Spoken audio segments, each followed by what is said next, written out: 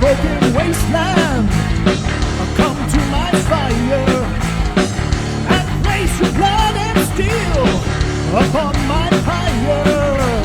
Oh. What's going on, metalheads? Thank you all for tuning in to this week's episode of the Metal Forge. My name is Mark Jackson and I am your host. Holy hell, this week we have Tomas Ericson from Helvetets from Gothenburg, Sweden. And I know I just said that kind of with the accent. I don't know why I just kind of went into that, but it's all good. So how's everybody doing this week? I'm doing fairly well. Not really much going on in the metal world that I'm interested in right now. Other than that, you know, here we are. I'm going to go ahead and talk about it because we are now into the beginning of spooky season, as it were, here in the Metal Forge. And we have, you know, the big goddamn metal show that's just around the corner. Another big goddamn metal show this year with Sanhedrin, Ulm, Midnight Hellion, Ice Howl, Treason, Midnight Lounge Crew, Joe Grudge, Idle Throne, Wind Rider. Fucking awesome fucking bands all around. 2 nights, Magbar, $30 for the weekend, no, wait a minute, something like that. I can't remember. I think it's $20 each day, or $25 for the weekend, or $30 for the weekend, something like that. I'll get back to you on that. I should know these things because I'm fucking promoting the show. Put in the description and right bang here on the screen right now, you will get a QR code showing you where you can buy tickets at Eventbrite. So awesomeness. Digging this new setup here in the Metal Forge because I've got this big screen up here in the corner. You know, I might see if I can as I'm on the deal here. Let's turn this around. Let's see what we got. Oh, looky there. And then you've got the big Metal Forge screen and the video feedback. So yeah, total fun stuff here in the Metal Forge as things have changed with the new screen and all of that stuff. With the new open layout here in the room, we're going to be getting some more video guests in person, where it's going to be a similar to the Zoom deal, like a 2-camera setup, but they're going to be across from me. And we're going to have 2 angles going on the entire time. So look forward to that. Joe Grudge will probably be one of the first ones to do that. So, and of course they're playing another big goddamn metal show this year. And I'm looking forward to it.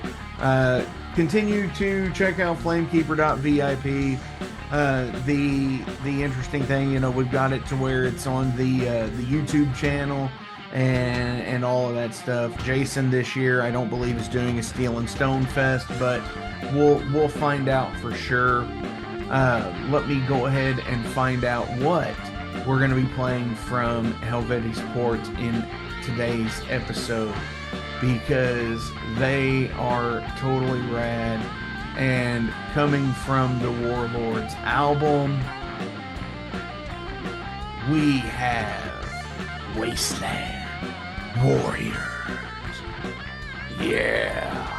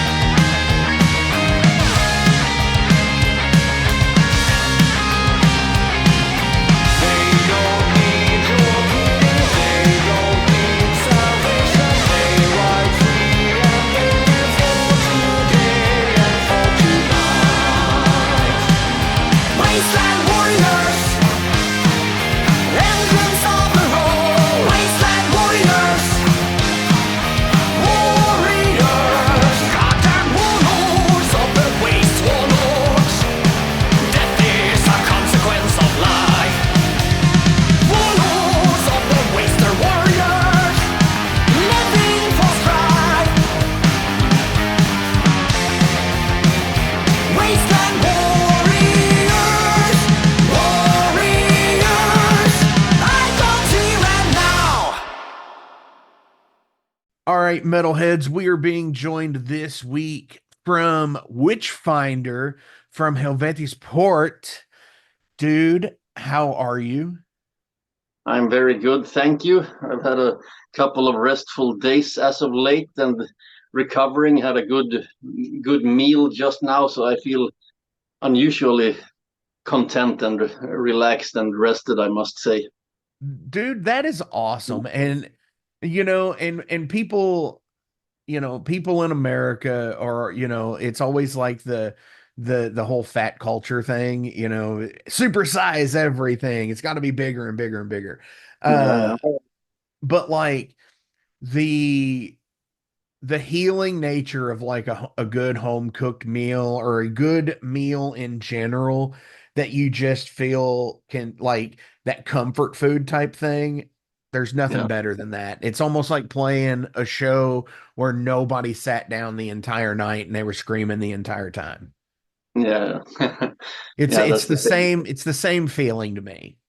Yeah, for the one for the soul and one for the body, and a little bit of both for both, I guess. For sure. And that's what's awesome. So Helvetic Port is from Gothenburg. Tell everybody, for one, before we get into the band, like, how is Sweden? It's been a while since I've Um, had somebody from Sweden on the show. yeah. Well, do you mean like in general, or when it comes to music and heavy metal? Just everything, man. I mean, this is like we get the civics lessons here too. Yeah, And along with, we talk about the metal scene. yeah. So just in general, how are things? In general, things are, well, I mean, there's a lot of talk right now, as you know, about the situation in the world, and Very somehow much. I mean, yeah, things are not good generally maybe, but for me, I'm the kind of person who does not really feel too affected by things that are going on. Just like with the pandemic, I felt like I was just like I always was. My life was didn't look any different really, and so I acknowledge these things that are going around. But if I have to be honest, I am not like that affected by like Sure. matters that go on in the world. So like the general like state of Sweden right now, I'm perhaps not the best person to For answer. sure. No, I totally get that. Yeah, And you brought up the pandemic and how it really didn't change your life as much, yeah, that it kind of looked the same. And in the type of job that I was in during the pandemic, my life didn't change either. I worked the entire time, and because my job was considered a matter of public health.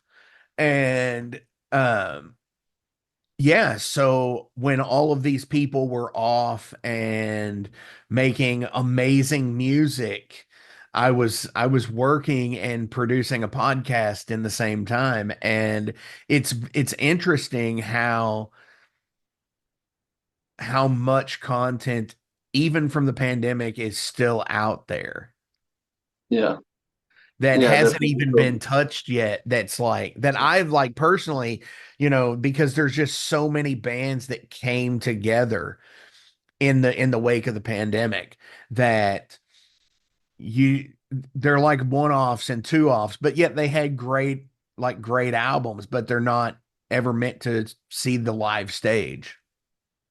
Yeah, I mean, quite a lot of like collective creative work that was produced around the world during those couple of years, and it would be fun to sort of see some study on it one Sure. day. And what's interesting to me about that as well is there was a point in time where a lot of a lot of those bands that was never supposed to be a live set band became live set bands here in 2024 that It's like, hey, maybe we could get this together and do a small tour, which I absolutely love.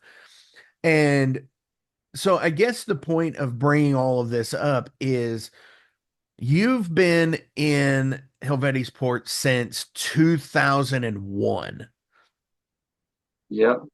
So it's a legacy band at this point. We're 23 years old, couple more years and you're ready for the Rock and Roll Hall of Fame for your induction. Because it's 25 years. And like, so as it stands for 20, just say 25 years, how have you persevered and maintained an entire idea to continue doing what you're doing?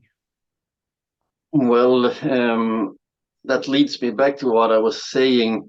Like, for example, the pandemic, although it didn't affect my personal life much, it did affect the musical life a bit, in that we had just released our previous album then, and like everything about touring after the album like ground to a halt.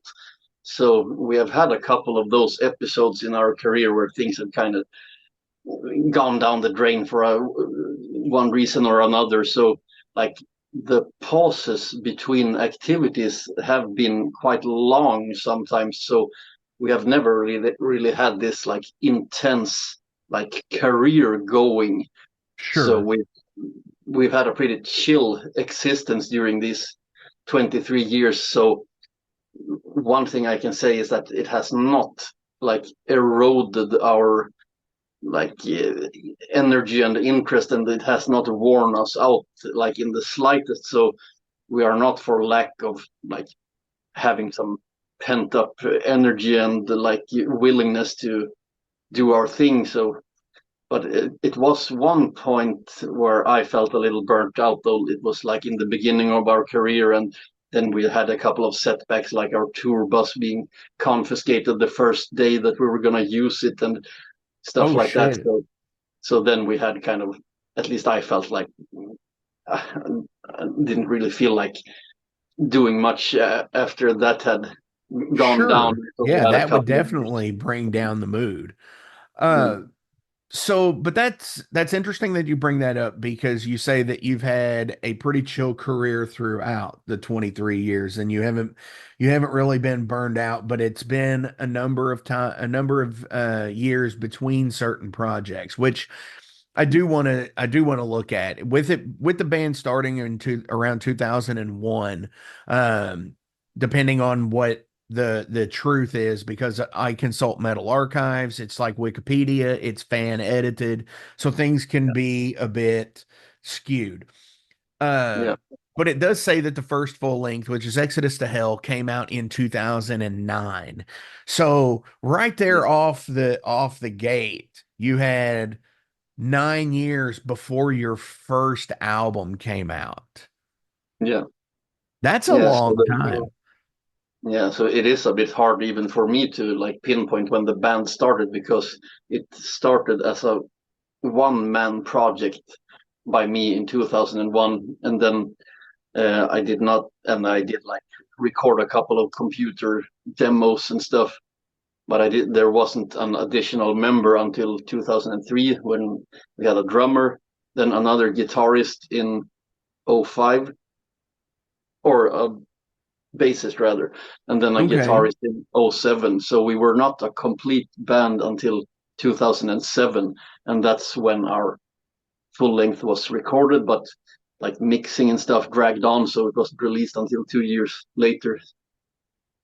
And when that happens, how do you feel about, obviously, because there has been from 2009 to 2019 and now to 2024 with Warlords, so obviously there is time between things. So when it comes to that, how do you still stay invigorated about the material? Say in 2019 when you released From Life to Death, but obviously you took some time to write it. I Yeah. mean, it was 10 years between albums. So whenever you're doing a thing, do you Do you ever get like you unmarried to the project anymore to where you just don't feel like you want to play it?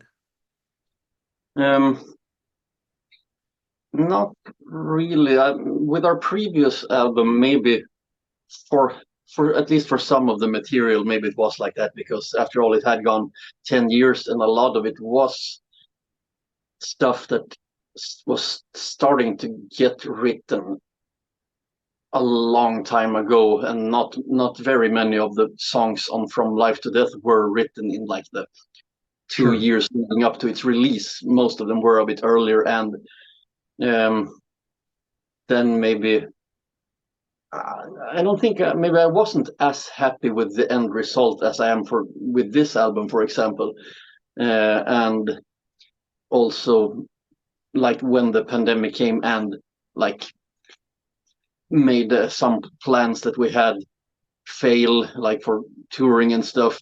Then that was also a bit of a like a mental setback maybe for the music. So the enthusiasm maybe for the combined wealth of songs on that album was a bit short-lived perhaps, but I do feel for this upcoming album that has still been also quite a lot of years in the making. There I Sure. do not feel any fatigue whatsoever. I still like listen to the songs from time to time and feel excited about them, and can't wait to play them live and stuff. Definitely. And the new album that we're talking about is called Warlords, which is why we're here this week, is to promote Warlords because by the time this is dropping, we'll be a week old at this point because by the Metal Archives, it's coming out on September 6th. Uh, so hell yeah. Talk about Warlords. Talk about the process. How did you where did you start? Yeah, we've started out from a clean slate this time around. So the previous album where it was some riffs and parts were from the days of Exodus to Hell, basically.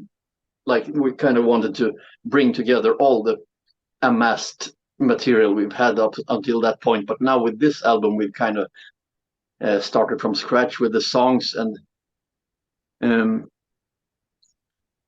what can I say? We worked through the songs quite a lot this time around. We've had two rounds of demo recordings for most of the songs before we recorded the album, and um, we in 2018 we had a member change. So the old bass player Inquisitor Philip, he quit, and he used to write maybe a fourth or a fifth of the songs maybe, and Sure. this time around I instead wrote like all except two songs or one and a half songs. Okay, so you picked up the slack actually. So this is really your album for the most part. The vision that you want is what you're putting out. Yeah, basically. That's And awesome. See, and to be an artist and to get that satisfaction of putting something out where it just sounds so good, it looks so good. I really dig like the Mad Max style album cover that it has. Uh yeah, I mean, it totally has this feel of Mad Max to me, and or this outsiders mentality, and I dig that.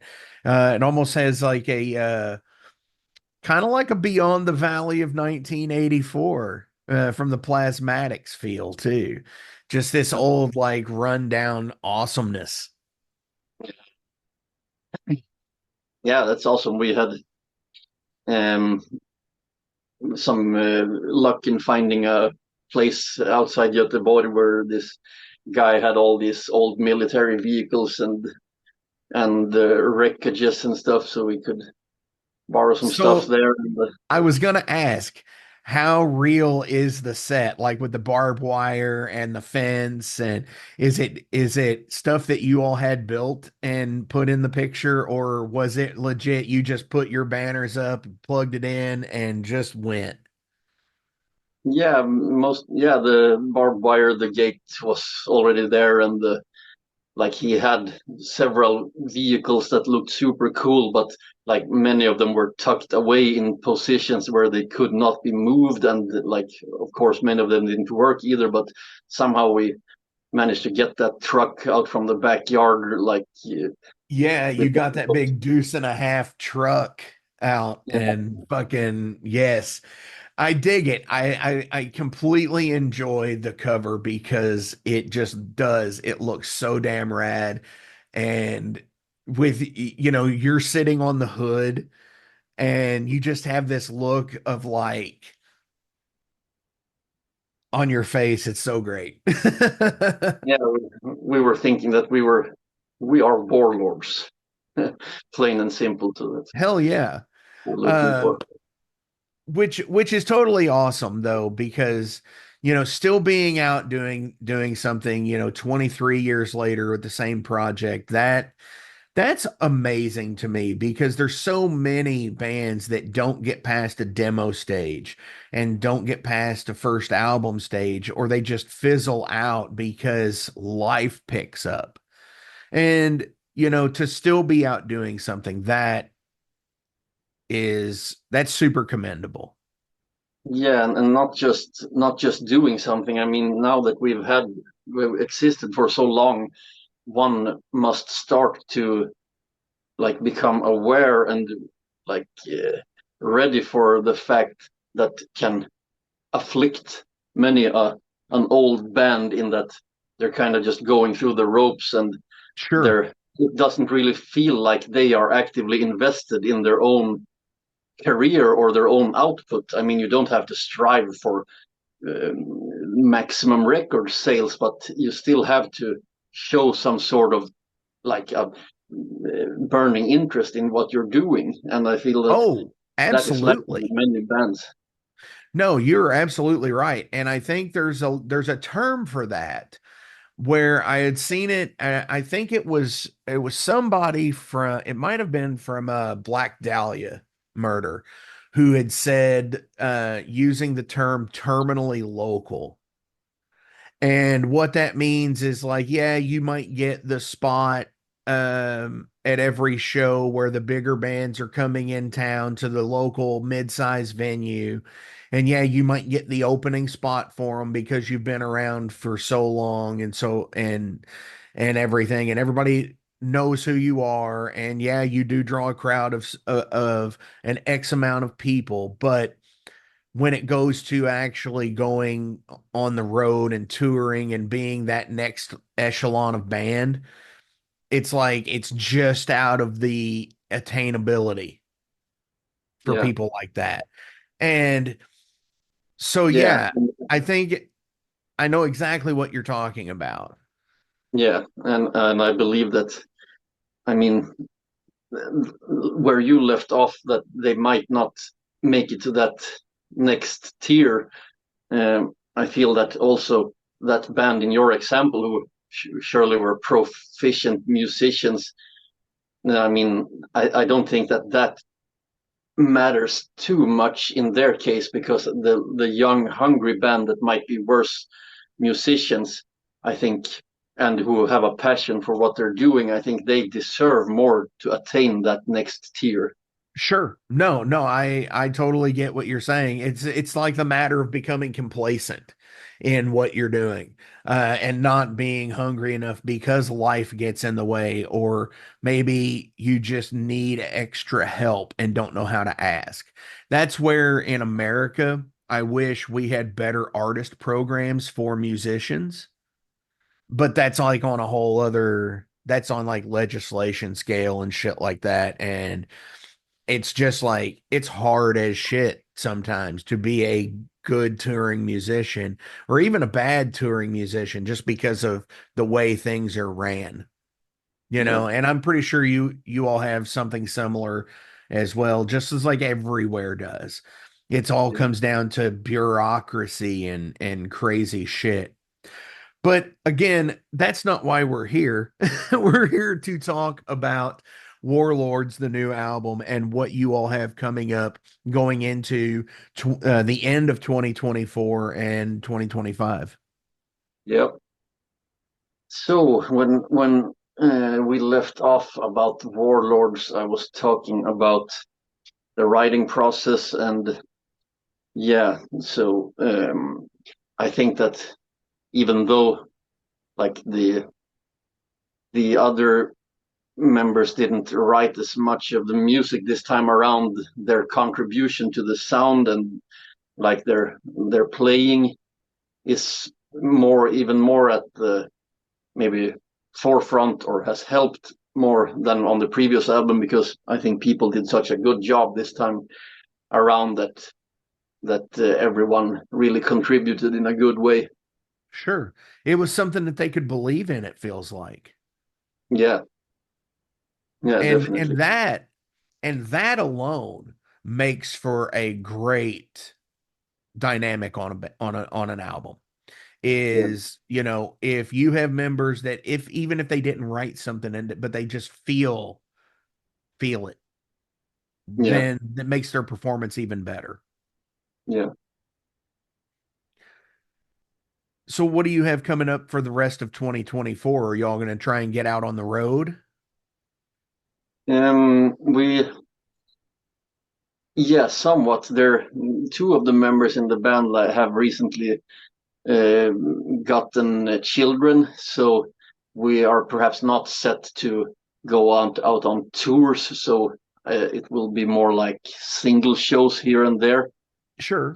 And I guess since the album hasn't hit the shelves yet, we have not had a ton of offers as of yet. So we have a release party booked a week after the release, and then we do not have any more shows for 2024.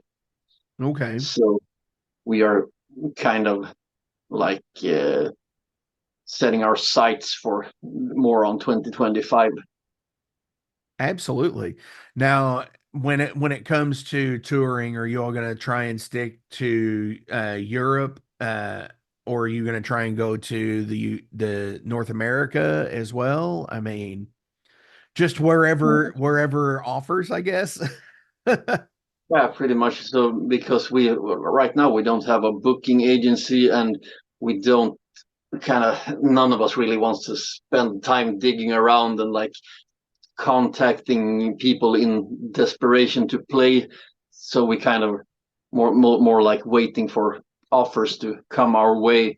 And I guess, I mean, wherever that might be, if if we don't like lose out on it, it most often sounds good in our ears. And if there would come an opportunity to play in North America, that would be awesome, because we have never played there before. I know it's quite a hassle with maybe getting like work visas and stuff. Hopefully, yeah, the work visa issue, hopefully by next year with the new presidency and everything, hopefully next year it will be different, because it's supposed to go up in 2025, which I think is terrible, because it's a shitty way to make money based on people making and spending money in your country.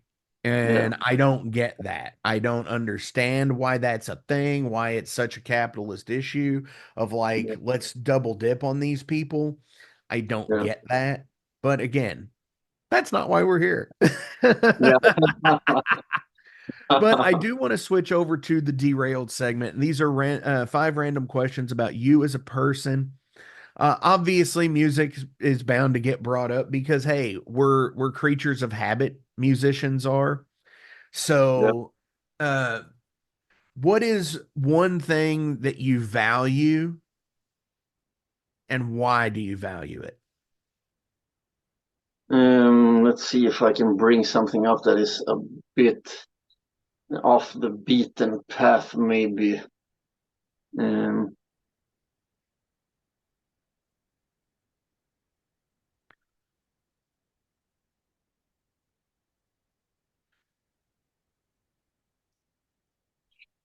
I mean, I gotta have something. That's a rough one. That's gonna take a second, I think. Yeah. Mm, Something you value and why you value it. And yeah. that could and see that's the thing. This could be anything. This could be anything based on sentimentality or monetarily. Who knows? Just whatever. Well, something that I truly like value, which ties into my music as well, is like nostalgia and the past and looking back to past things. And Sure. like, I'm not sure like what is the big intrinsic value. Maybe some sort of textbook would give a better answer for that, but I do feel like, yeah, you mentioned the word sentimentality, and that's maybe also a part of nostalgia, and those things are very strong in me. I've never really felt, I mean, I think I sensed already when I was 13 or 14 that, yeah, things were a lot better in the past, like when it comes to culture, music, movies, and stuff. Sure. And started to feel a bit disillusioned with the modern world. No, I And totally get that. I so I'm 41 and when I started getting into metal was actually around the time I was like 9, 10, 11, and yeah, like seeing those things from like the 60s, 70s and 80s, talking here in the early to mid 90s and seeing how it is and then seeing it now 30 years later is totally insane to think of how things were different but possibly better then. But yeah, I mean, here's where we're doing this interview on Zoom, where this interview would have been written for a zine and it would have been a a typed out letter yeah, 30 years ago.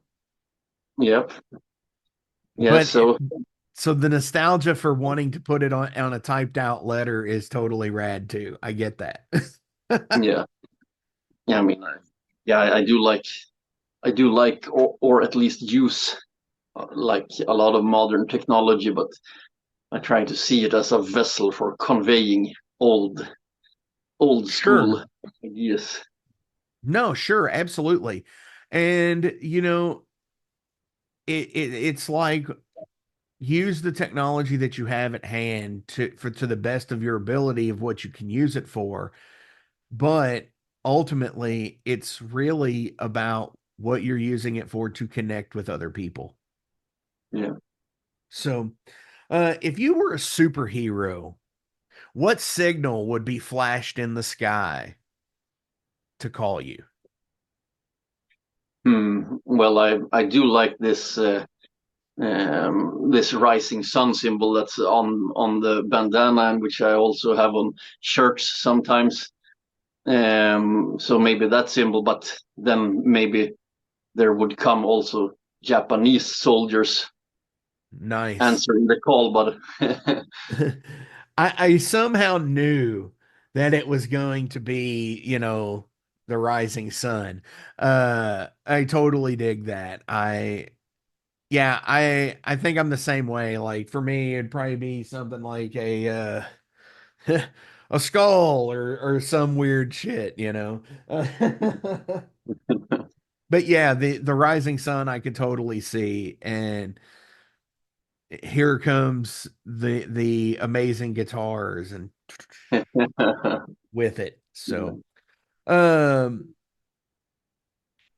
what are a few staple foods that you have to always have in your house?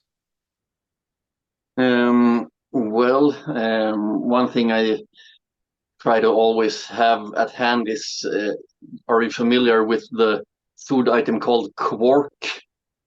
No. It's a dairy product. It's called kvarg here in Sweden, and it's, I don't know if I can explain it in English, or I hardly even remember the process in Swedish, but it's a sort of, it's not cottage cheese and it's not like milk, but it's somewhere in between, you could say. It's a protein rich thing that's pretty cheap, and it's kind of the basis for people here who kind of want to maintain a high protein intake. Okay, so it's like it's like the whey Yeah, and with like the curds in it. Yeah. So yeah, so if you're saying it's like cottage cheese, but it's a little bit more milky. or it's smoother than cottage cheese. It doesn't have those creases in it, so to speak. It's more like an even surface for the Oh most part. wow, that's cool. That sounds awesome. What's another? um, I I mean, when the basic stuff to have at home, then I mostly think of like quite like cheap stuff that you can use for a long time. And I usually have sunflower seeds and I have pumpkin seeds, and that's what I like to have in the kvari, for example, or in like oatmeal porridge things. Ooh. And yeah, and well, chicken and broccoli I usually also have all the time. And I Hell like to eat yeah. raw broccoli. I eat like 300 grams of broccoli each day raw. It's like the perfect little snack, I think. Hell yeah. Definitely. Um, what is the coolest thing you've ever done at a job? Coolest thing I've done at a job. Hmm. Well, I did think that my job as a proofreader at a book publishing company was pretty cool, and I, as a part of it, well, it wasn't a work task that I was assigned, but I could use their book printing equipment, Oh, like, yes. so I did print my very own book with my own short stories in, I don't know, it was 3 copies maybe. Gave one away to a friend for his birthday, and I have one, and I can't remember where the third one went, but yeah, printing my own hardcover book was a pretty cool thing I was able to do. Dude. Oh my gosh. Yes. I had a friend who worked at a print press also. Yeah, And we would download PDFs of of like game manuals yeah, for like D&D and stuff like that. We would download the digital versions of them. And this is like back in the day. This is like 2005 or 6. yeah. And we would do that and we would bind them at his place of employment. And we would make our own manuals and everything, our own bootleg manuals, so we didn't have to spend like the $40 per book. Oh, that's awesome. So, I, and, you know, a lot of that was covered under like open gaming license stuff. But yeah, I totally have done that. That's so rad though, that you have an actual published version of your stories and things. yeah. Now, a little bit of side tangent. Would that ever be something that you would ever look to do with the band? Create like a side text book or graphic novel with the band and tie it into the to the music? I had not actually thought of that particular idea, but I am I am of the philosophy that as long as you have the energy and the aptitude, you should try to maximize the stuff that you do with your band. I mean, incorporate other stuff than just writing and playing music. And Sure. that could be such a thing. But then it comes a bit to the end time and energy question, maybe, because there is already so much things that I'm doing. So I'm not sure I would kind of have the time and energy to embark on a project like that. But definitely, I would like do some more writing because in connection with the music, because yeah, well, I do write lyrics, but it's kind of doesn't, it's not the same as writing prose, Writing so to speak. So sure. No, you're um, absolutely right. since See, I that would am, be totally cool.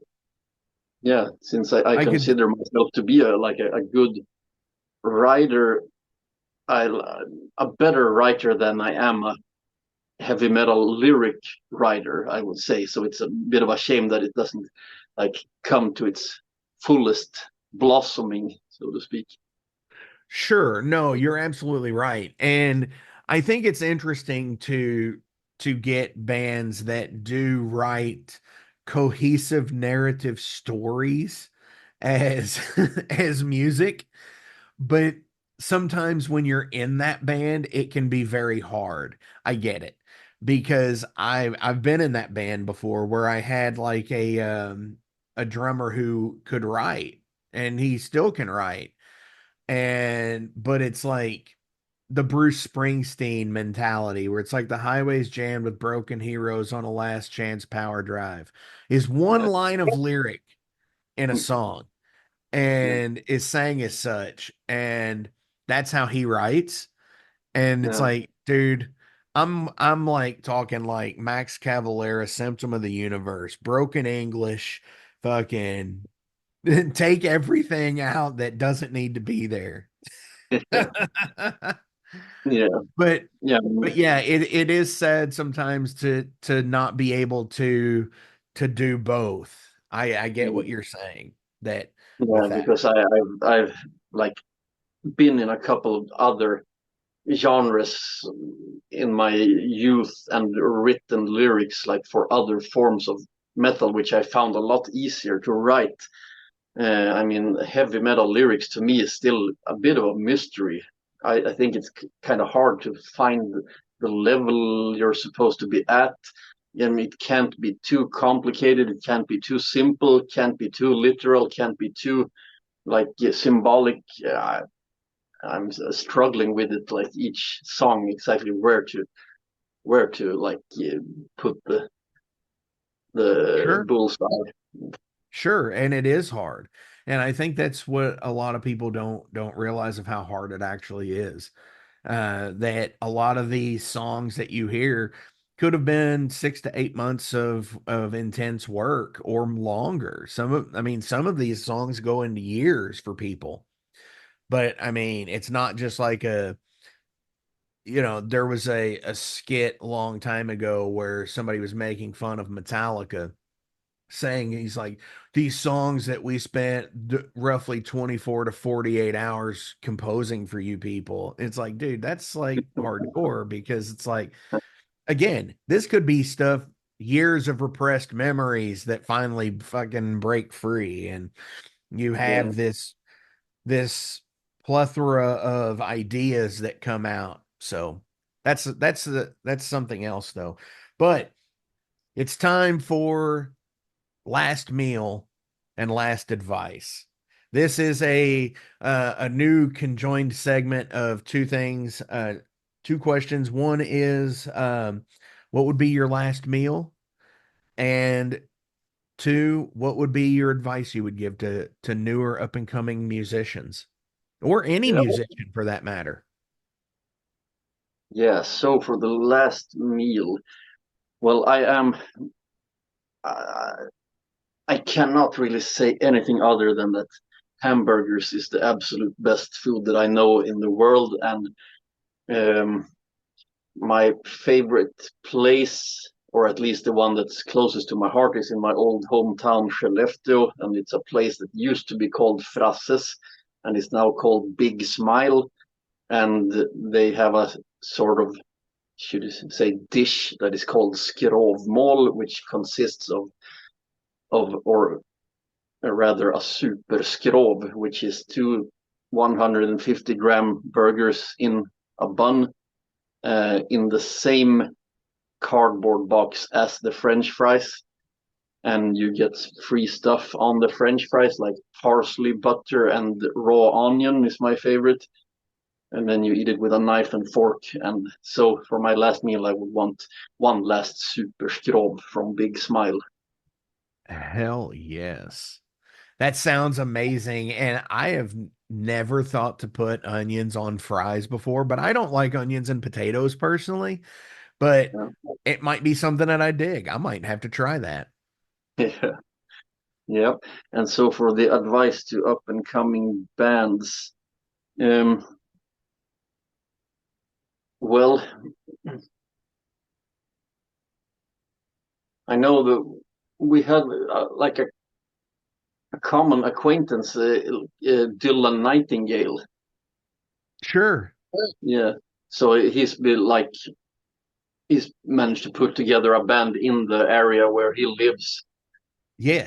I He understand actually there's lives about 2 hours south of me.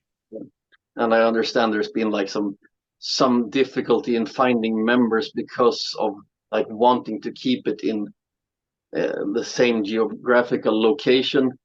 Sure. And I'm kind of wondering, like, if you have a very like a bit of a different idea than most musicians around you, I think that if you want to stick to your idea, maybe it is best to look in a wide area for like-minded people. I mean, we have done that, and it has led to us not being able to get together very often, and it has taken a long time between the stuff that we've done. But other than that, it has only been positive, I would say. Sure. And so that's one of the pieces of advice I would give, that I think the like-mindedness is more important than physical proximity. Yes, I would agree with that. Um, like-mindedness is something that, that is priceless. Whereas, yeah, you might not be able you might, if you're getting to be able to put out the best quality material for for your band, that's what's important. Everything else comes with it.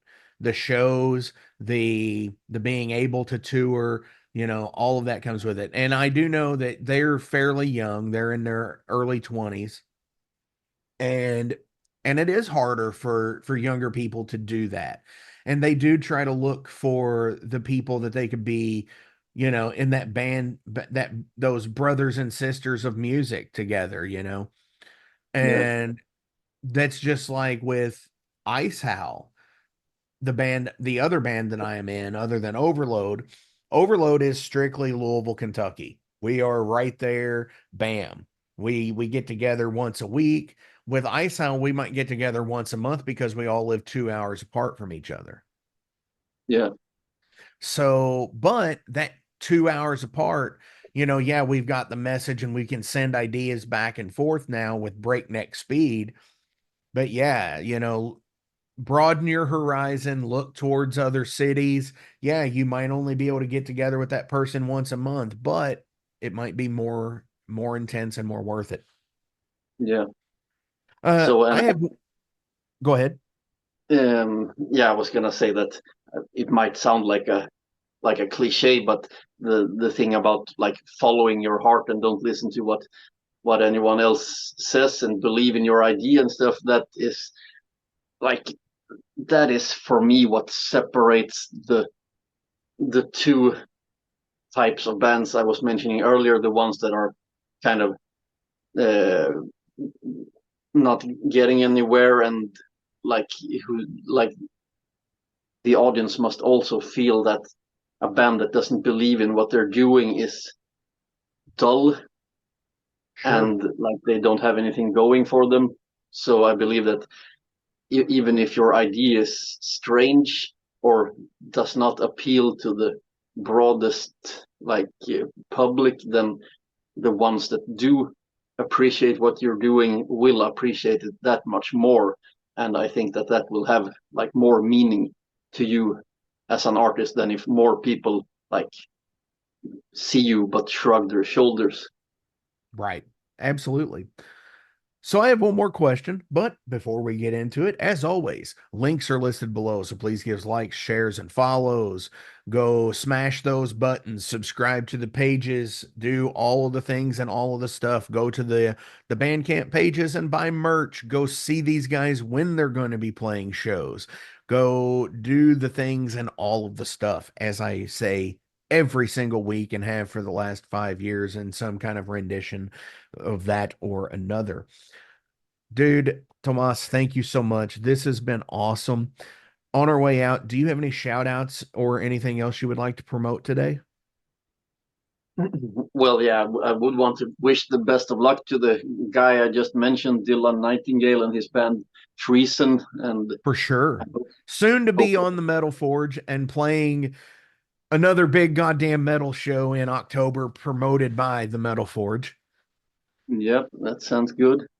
Well, and of course, people who have heard my fiance Jody on the one of your previous Sure. podcast with the band Jupiter or Metal of Jupiter, which I'm also in. Of course, check out our music if you're interested. Definitely. Shout out to Joe. Met her at Legions of Metal. She was totally rad. And it was like, we need to have you on the Metal Forge. And she Yep. ended up having Ice House vocalist Zeba on her podcast, Joe Gammel's Rock Goddesses, which is awesome. Yeah. Well, it was a pleasure to be here on Yeah, your podcast. sure. My final question of the day is, if we live in such a civilized world, why do you think that we have so much of a distinct line between rich and poor? Hmm.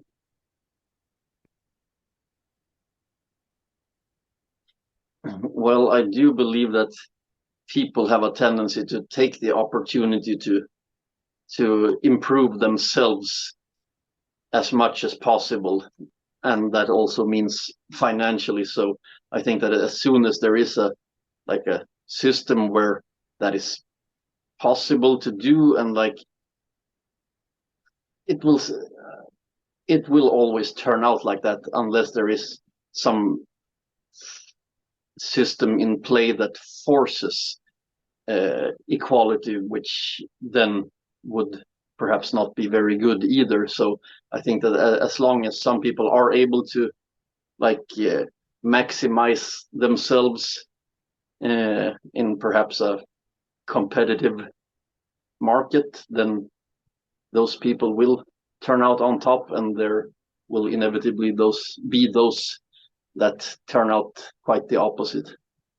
For sure.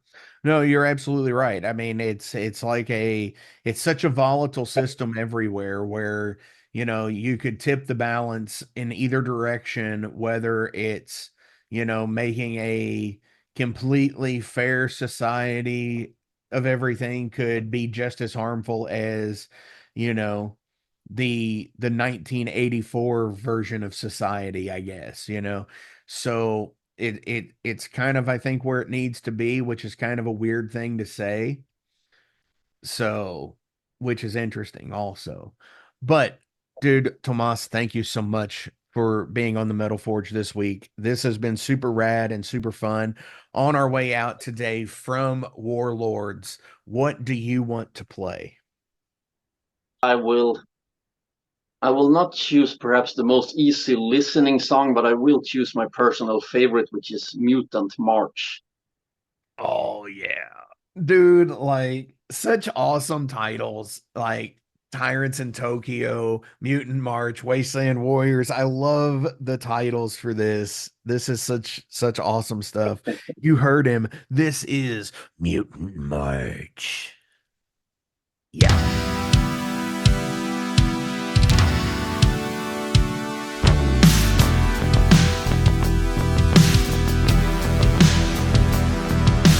Cold and dark place, realm of the deep. There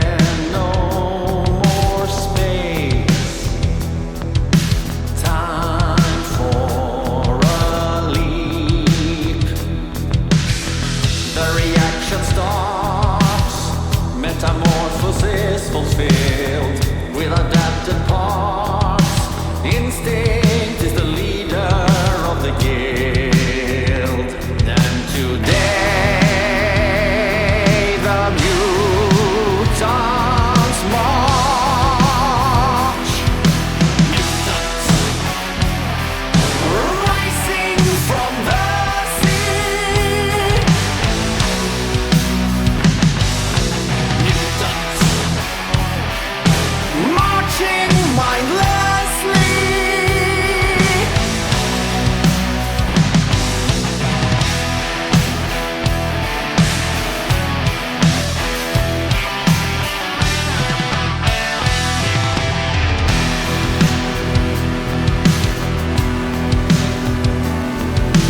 Brave the new world with a fiery stride, and what you stirred is multiplied.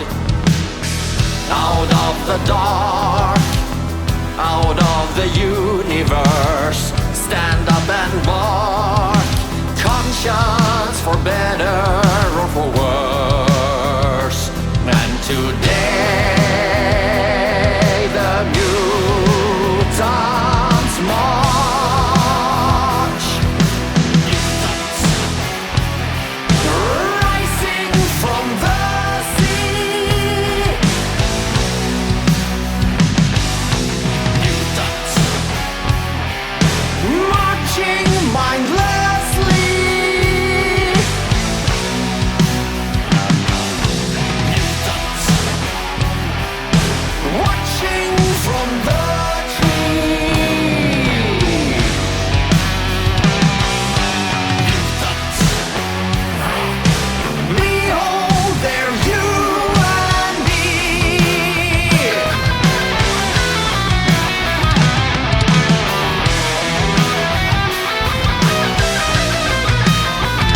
And we sold, reaped, and we conquered. Called the niches names. Just like we outgrew the oceans, the earth became a cave.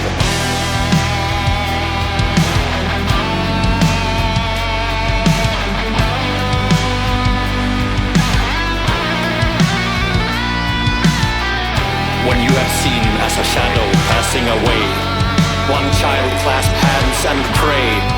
When you have seen emerge from that dark mire, one martyr ringed with fire.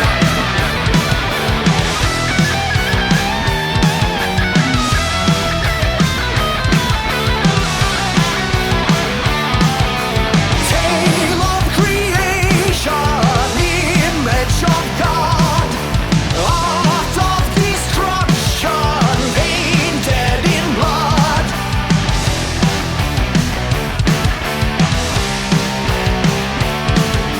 Stormers and warriors.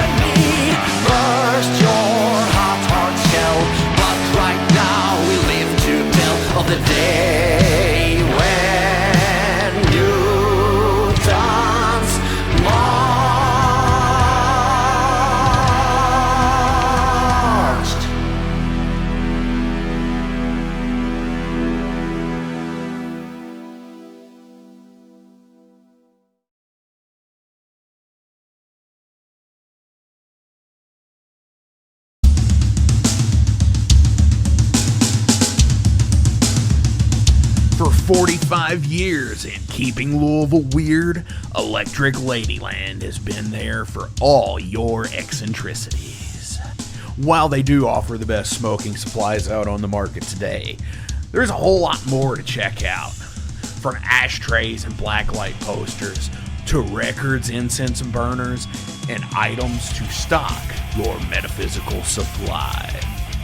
They are open from 10 to 10, 7 days a week, located at 2325 Bardstown Road in Louisville, Kentucky, and at electricladyland420.com. Roll out.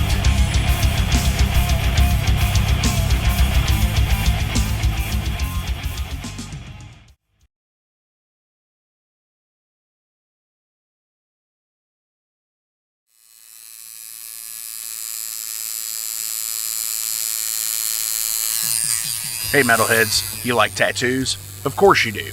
If you're in the Louisville, Kentucky area, come on over the bridge to Clarksville, Indiana, and get you some ink done at Ageless Art. If ink isn't your thing, they have a piercing studio as well. Visit agelessartclarksville.com to see some frequently asked questions, meet the staff. The shop is open Monday through Thursday, 12 to 8 p.m., Saturdays, 12 to 10 p.m., and Sundays, 12 to 6 p.m., all appointment-only spots. You can set up your appointments by phone at 812-283-1793 or email agelessarttatooandpiercing@gmail.com and someone will get you set up for your first or your next tattoo or piercing.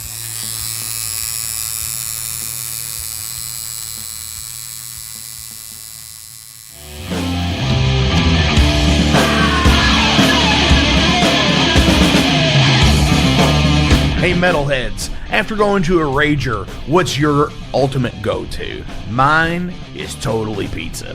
So when Overload is playing, or I'm promoting the Metal Forge live showcases, or the big goddamn metal show, I go to Pizza DoNisi. Pizza DoNisi is gourmet artisan pizza from right here in Louisville, Kentucky. It features things like the pizza of the month, the sandwiches, and also vegetarian and vegan options, which is so totally fucking cool for all of it's awesome pizza. You definitely want to go. Hey, and also from time to time they do cannolis. Oh, so fucking good. You know what they said, man?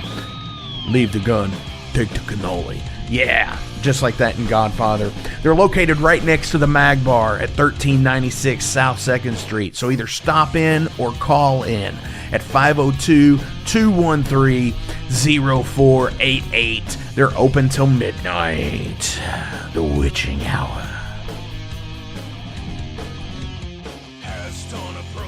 Heineken, fuck that shit! Pabst Blue Ribbon!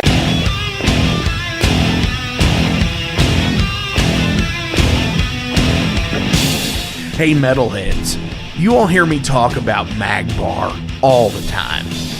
It is the home to the Metal Forge live showcases and is an integral stop in the ultimate underground metal tour schedule. They obviously feature live music, but the Mag Bar also has daily specials like Pint and Slice Night on Tuesdays with Pizza DoNisi. But they also do Bring Your Own Vinyl on Thursdays with DJ Kent Jackson, and Finer Things Sundays. Located right next to Pizza DoNisi at 1398 South 2nd Street, open 3 p.m. to 4 a.m. 7 days a week. Get your asses out to the Mag Bar. Rock out.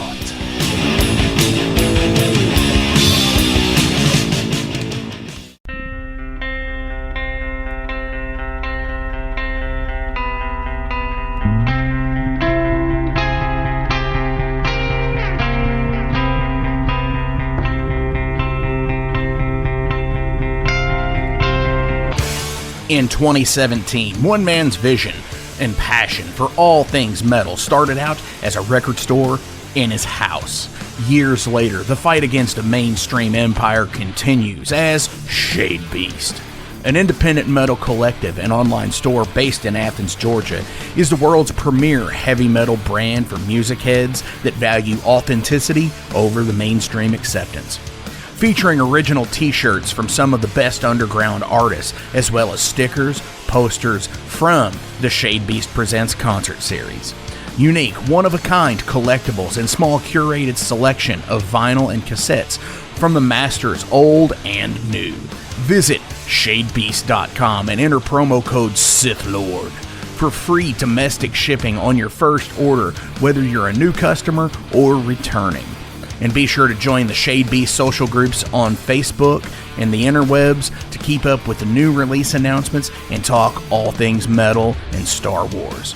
You'll never find a more wretched hive of scum and filth.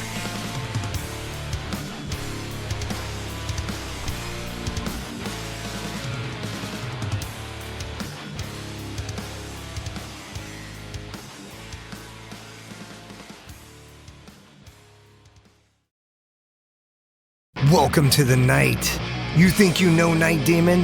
Then the Night Demon Heavy Metal Podcast is for you. Step into the darkness as we peel back the curtain to give you an unprecedented, all-access look into the mind and the heart of the demon. We're talking band history, song analysis, studio anecdotes, stories from the road. It's everything a diehard Night Demon fan could want and more. This is the only place to learn the inside scoop, the deep dive trivia, the untold tales from the band members themselves and those closest to the Night Demon story. Need more?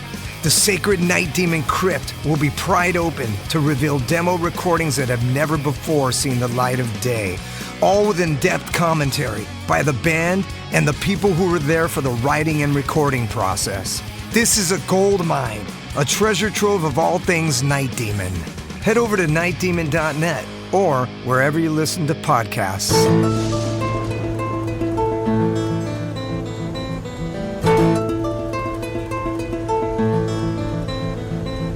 Since 2013, there has been a calling from the underground, from the graves of all those unholy, and they decided to make a zine to talk about all of this.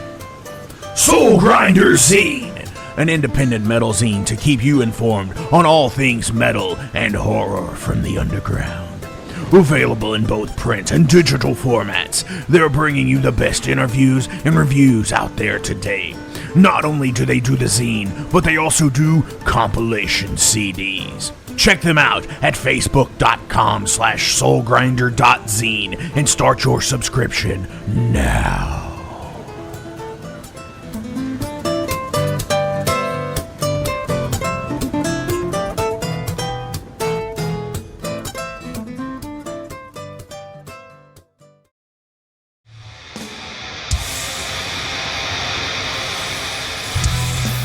Hey everybody, let me tell you about the new sponsor to the Metal Forge, Unchained Tapes. They're an independent Pennsylvania tape label. They focus on extreme metal and punk with a killer approach to the tape scene. Visit their web store at unchainedtapes.bigcartel.com now to get your fill of tapes. And for being a Metal Forge listener, enter the code METALFORGE10 at checkout to get a 10% discount on your total purchase. That's unchainedtapes.bigcartel.com.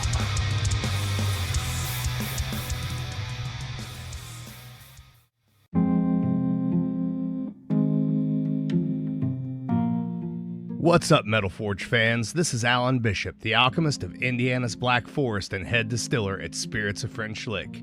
Do you find yourself drawn to the unexplained, fascinated by the Fortean, or enchanted by the paranormal? If the things that go bump in the night resonate in your mind, then tune into my brand new podcast, If You Have Ghosts, You Have Everything. Featuring first-hand accounts, collected stories, interviews, history, and speculation related to all things not of this world. Available now on Anchor, Spotify, Google, Amazon, and more. Set back, relax, and remember, if you have ghosts, you have everything.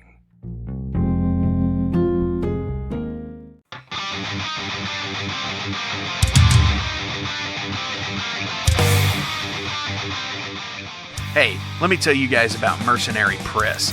They're an independent London label and distributor of all things metal. Mercenary Press delivers the goods from their own independent zine. Trust me, you're going to want to get in on that.